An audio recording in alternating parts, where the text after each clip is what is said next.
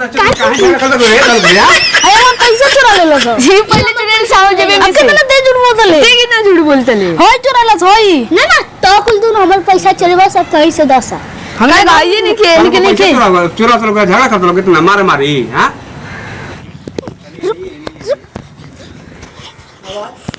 यार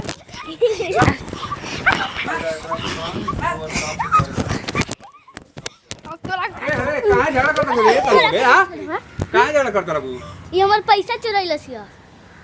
हम ना चुरानी होय चुराइलस और चुरा लेसी है ना हम देखनी एक जेबे में से निकालत रह अरे कितना झूठ बोलते थे तू छन जब हम देखी हां देख ले देख देख तुर जब हम पैसा कहां ए फिर देख अरे तू रे हम चैनल खुलवे रे सुनी देखो बे कहानी है हम मिल के अरे चाबी है चाबी तेरा वो चुरा बहुत करना रुक फट गया इसको मार बहुत इतनी मार हम